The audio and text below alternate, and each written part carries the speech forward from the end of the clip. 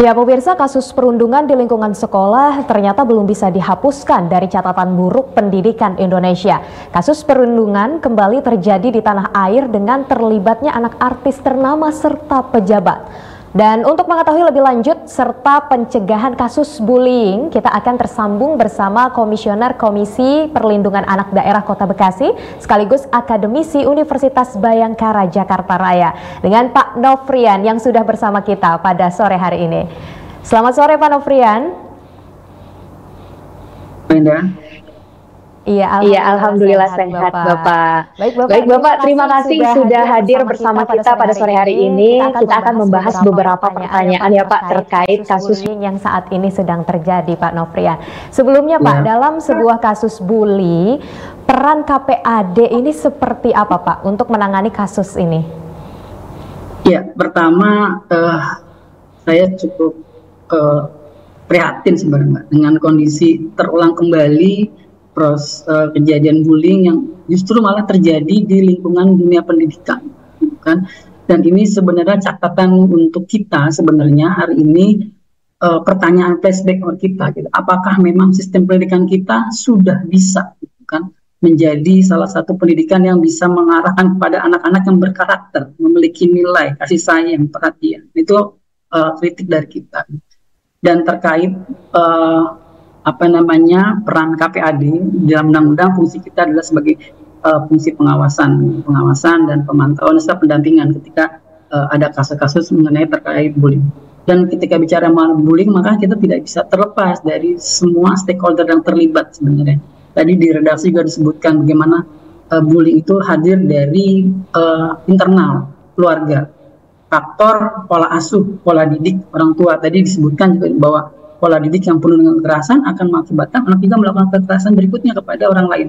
Dan satu lagi juga Mbak, bisa jadi ada faktor sebenarnya budaya kompetisi yang hari ini dibangun. Kayak misalkan banyak, saya lihat beberapa anak-anak yang melakukan bully justru banyak juga anak-anak yang secara akademiknya bagus. Dalam artian budaya kompetisi bahwa kita harus selalu menang, harus selalu juara, harus orang lain selalu tertindas gitu kan. Itu budaya yang sebenarnya juga harus kita ubah di dalam cara berpikir anak-anak kita. Pola didik, pola asuh. Hari ini peran orang tua, pertama ayah Mbak ya, peran ayah itu penting sekali sebenarnya dalam pembentukan karakter.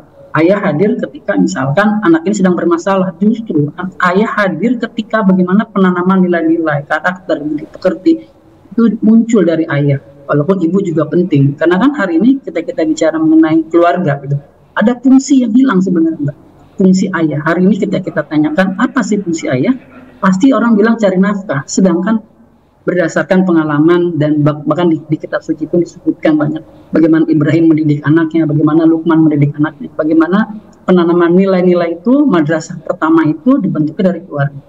Dan bahkan banyak yang saya dapatkan bahwa kasus-kasus bully itu sebenarnya awalnya muncul dari penanaman nilai keluarga yang sebenarnya tidak memiliki karakteristik yang kuat. Nilai-nilai kekerasan di situ dimunculkan, nilai-nilai konflik itu ada, akhirnya dibawa ke sekolah. Yang kedua, kita sudah ada namanya Permen Menteri 46, Permendikbud Dikti nomor 46 mengenai pencegahan kekerasan. Nah, pertanyaannya adalah apakah Permendikbud itu sudah diterapkan di tingkat pendidikan satuan sekolah dasar maupun menengah gitu kan, dibuat Satgas pencegahan kekerasan. Nah, itu kan bagian dari salah satu pencegahan. Yang kedua, ini kritik juga buat kita Mbak. Kurikulum hari ini sebenarnya buat saya perlu juga kita pikirkan. Kenapa sih masih sering terjadi bully di sekolah? Bisa jadi penanaman nilai, karakter, adab itu lebih dinomorsekiankan dibanding penanaman target-target akademik gitu kan. Kayak gitu kan hari ini ukuran anak pintar itu, anak hebat itu adalah yang ranking 1 sampai 10 gitu. Sedangkan anak yang adabnya bagus, mau berbagi, punya nilai-nilai kemanusiaan, humanisme, itu tidak menjadi sebuah nilai yang paling penting di dalam dunia pendidikan kita. Kayak gitu. Jadi memang terkait bully ini bukan cuma bicara mengenai hari ini, sebenarnya bully ini sudah terjadi sejak lama. Artinya, kenapa baru sekarang rame gitu? Karena memang sosial media, bahkan dulu zaman kita dulu, tahun 90-an kita atau akhir awal 2000 gitu kan, itu sudah banyak sebenarnya terjadi bullying. Tapi karena memang tidak ada sosial media, terus juga lingkungan sekolah hari ini gitu kan, anak-anak bisa berkoordinasi Bahkan geng-geng yang terjadi di bully itu bukan, mungkin bisa jadi kalau kita mau explore ya, bukan hanya terjadi di kemarin yang ramai, bahkan di hampir saya lihat di beberapa tempat, terus Bekasi pun saya pernah mendampingi beberapa, memang ada tempat-tempat yang itu menjadi sebuah tongkrongan dan itu menjadi sebuah markas untuk mereka untuk melakukan kaderisasi, pembinaan, bahkan akhirnya ujung-ujungnya adalah bullying. Terus juga budaya senioritas. Yang paling penting, ya, kita akan membahas lebih detail lagi Pak Nofrian terkait bullying ini dan juga bagaimana peran dari KPAD Kota Bekasi untuk menanganinya. Namun setelah jeda berikut ini ya Pak Nofrian, karena kita akan kembali usai jeda yang lewat sesaat lagi. Tetaplah di Berita Petang.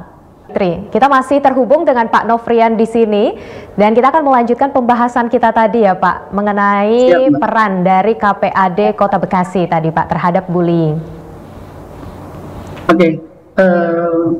Terkait peran KPAD, sebenarnya KPAD itu adalah lembaga negara yang tujuannya adalah kita memantau, sebenarnya pemantauan baik terkait lembaga-lembaga yang bekerja di dalam penanganan perlindungan terhadap anak. Selain itu juga kita menerima laporan ketika ada kasus kekerasan anak, baik itu kekerasan fisik maupun psikis kayak gitu. Dan di dalam penanganan bully kita biasanya gitu kan, kita akan melakukan asesmen kalau dalam penanganan kasus bully. Asesmen kita lihat baik itu pelaku maupun korban gitu kan. Karena kan hari ini sedang tren istilah bully ya. Jangan-jangan memang ini kasus bully ataupun tidak bully. Karena ada di kita waktu itu Mbak ada kasus yang anak diselengkat gitu ya oleh salah satu anak, tapi isunya bully. Padahal setelah kita asesmen enggak. Memang anak tersebut yang melakukan kekerasan atau melakukan tindakan bully itu tujuannya bukan membuli, gitu. Karena tujuannya dia ingin mencari perhatian lawan jenisnya waktu itu. Nah, akhirnya kita klarifikasi ini bukan bully, karena kan salah satu bentuk bully adalah tujuannya merendahkan. Yang kedua dilakukan berulang-ulang. Terus yang satu lagi adalah untuk menyakitkan biasanya tujuannya. Nah, jadi memang dalam penanganan bully kita harus hati-hati. Tidak semua kasus itu bisa dikatakan bully, apalagi terkait dengan sosial media. Ketika sudah viral ke sosial media, justru beberapa kasus yang kita tangani Mbak ya, anak mengalami bully, padahal dia bukan bully, tapi akhirnya dia mengalami bully di sosial media dan lebih parah traumanya nih anak yang tadinya melakukan bully. Gitu. Kayak misalkan hari ini kasus anak artis ya, bisa jadi kan dia juga mengalami bully sebenarnya, mengalami bullying atau mengalami haters gitu kan di sosial media. Bisa jadi ketika kita menangani kasus, ini juga buat para pihak yang terkait, bukan hanya si pelaku sebenarnya yang harus kita treatment, bukan hanya korban, tapi pelaku juga harus kita treatment sebenarnya. Kita cari akar permasalahannya, kenapa anak ini melakukan bully gitu kan, dan tidak serta-merta kita harus menyalahkan. Bisa jadi anak itu melakukan bully karena memang ada kesalahan sistem, ada kesalahan pola asuh, pola didik, dan dia imbas dari kesalahan-kesalahan itu. Nah, jadi dalam penanganan kasus bully memang perlu sebenarnya tim penanganan bully yang benar-benar melibatkan kerja sosial, psikolog, gitu kan, bahkan ahli agama pun harus dilibatkan sebenarnya, gitu kan. Jadi pendekatan itu secara holistik berdasarkan Undang-Undang Perlindungan Anak, penanganan kasus anak itu harus berdasarkan 4 prinsip dasar yang terbaik untuk anak, the best interest, baik itu anak pelaku maupun anak korban, gitu kan. Development, tumbuh kembang, penanganan itu harus berorientasi kepada bagaimana peningkatan tumbuh kembang dan non-diskriminatif, tidak mengenal suku, agama, ras, baik maupun pelaku maupun korban hari ini. Bisa jadi karena kita fokus pada korban, gitu kan, pelaku akhirnya tidak kita treatment kayak gitu. Dan itu penting. Satu lagi ada partisipatoris. Anak harus terlibat sebenarnya dalam setiap penyelesaian masalah. Kayak misalkan beberapa treatment yang pernah kita lakukan, ada anak korban bully, apa yang kita lakukan gitu kan. Nah, ternyata pendekatan berbagi. Jadi anak yang biasa dibully, terus gini loh caranya, jangan kamu lawan dengan kekerasan, tapi dengan apa? Dengan pendekatan berbagi. Kita kasih makanan yang pelaku bulinya, terus kita kasih perhatian. Akhirnya sesuatu kekerasan ketika dibalas dengan kebaikan, dengan nilai-nilai humanisme, itu akan berubah. Itu ada beberapa pendekatan sebenarnya. Ada juga yang tidak bisa dengan pendekatan seperti itu, tapi ada juga dengan pendekatan seperti itu. Dan salah satunya adalah kita juga melakukan workshop, roadshow gitu kan, ke sekolah-sekolah khususnya Kota Bekasi. Dan dalam penanganan roadshow ini kita selalu melibatkan semua stakeholder. Jadi bukan hanya siswa yang mendapat pembekalan mengenai bagaimana pencegahan bully, guru dan orang tua juga harus terlibat. Karena ketika kita melakukan sosialisasi, pelatihan, workshop, itu hanya anak saja, tapi tidak didukung oleh supporting system, salah satunya keluarga, gitu, itu akan mentah lagi. Nah, makanya orang tua juga harus paham. Kadang-kadang banyak juga kasus bully yang akhirnya ini kasus sudah diselesaikan dengan cara yang baik, tapi karena memang ada orang tua yang tidak paham bagaimana penyelesaian, akhirnya kasus ini berlarut-larut malah menjadikan konflik yang berkelanjutan. Kayak gitu, Mbak. Itu beberapa pendekatan yang kita lakukan. Oke, baik Pak Nofrian. Dari penjelasan Bapak tadi, kita bisa lihat ya Pak, akhir-akhir ini tuh kasus perundungan memang kembali terjadi. Bahkan banyak kasus ya, dan melibatkan anak artis saat ini yang sedang hits gitu ya Pak. Tak Betul. hanya antara murid dan juga murid, tapi juga ada antar murid dan guru nih Pak yang terjadi. Betul. Kasus perundungan saat ini. Itu apa Pak faktor utamanya? Mengapa bisa sampai terjadi hal seperti itu Pak? Ya, pertama gini, yang menarik adalah kalau murid dengan murid itu sering terjadi ya. Tapi ada beberapa kemarin yang fenomena yang menarik, pelakunya adalah guru dengan murid, gitu kan ya. Bahkan bisa jadi murid melakukan kekerasan terhadap guru gitu, bisa saja gitu. Kenapa? Memang ini fenomena yang menarik sebenarnya. Hari ini dengan adanya undang-undang perlindungan anak, gitu kan, anak paham mengenai hak-haknya dan guru juga sebenarnya harus paham mengenai hak-haknya. Yang kedua, ketika kita bicara mengenai hari ini hierarki sekolah ya, pendidikan gitu kan ya. Kenapa sih anak bisa melakukan kekerasan? Kadang-kadang ada faktor, misalkan orang tuanya pejabat, dan yang ramai juga tuh orang tuanya artis. Akhirnya ada merasa superpower si anak bahwa saya lebih hebat daripada guru saya. Bahkan yang menarik, saya sering lihat fenomena yang menarik sebenarnya hari ini, gurunya naik sepeda motor, tapi anak-anaknya dijemput dengan kendaraan yang mewah. Gitu kan, itu sudah menjadi kesenjangan sosial gitu kan. Akhirnya ada sudut pandang strata sosial yang membuat bahwa anak ini lebih tinggi daripada gurunya gitu kan. Bahkan saya pernah juga beberapa melakukan riset di beberapa tempat gitu, jajan anak-anak ini lebih besar daripada gaji gurunya gitu kan ya. Nah, itu juga yang akhirnya membuat perspektif si murid merasa superpower daripada gurunya gitu kan. Dan ini kembali kepada pola asuh, pola didik keluarga sebenarnya. Ketika orang tua tidak menanamkan nilai-nilai bahwa kamu adalah manusia yang perlu menghormati orang lain, bukan karena status sosial, tapi sesuai dengan bagaimana kamu menghormati orang secara karakternya, menghormati orang karena itu guru kamu sebagai pendidik gitu kan, bagaimana melakukan adab terhadap yang lebih kecil, terus melatih adab yang lebih besar. Nah, itu tidak pernah diajari gitu kan. Dia menganggap sesuatu nilai itu hanya nilai rupiah, dan ini akan, kalau ini tidak ditanamkan nilai-nilai humanisme, nilai-nilai berbagi, nilai-nilai kolaborasi, nilai kebersamaan, saya pikir Indonesia emas 2050 gitu kan, 45 gitu, saya pikir akan jadi bonus demografi yang membahayakan ketika kita tidak menanamkan nilai-nilai karakter kepada anak-anak kita. Bahkan kalau tidak kita melakukan revolusi pendidikan sejak dini, bagaimana pendidikan adab karakter itu harus dibangun sejak dini gitu kan. Saya agak khawatir bahwa bonus demografi itu akan jadi bencana demografi buat saya. Dan itu harus kita pikirkan dari sekarang gitu. Kita pikirkan bagaimana sistem pendidikan. Bahkan saya juga sedang merancang dengan teman-teman bagaimana keluarga kita harus punya juga sekolah keluarga. Hari ini tidak pernah ada sekolah untuk keluarga gitu kan. Nah, itu penting juga harus kita pikirkan bahwa membangun anak itu bukan hanya di sekolah, tapi madrasah pertama itu ada di rumah gitu.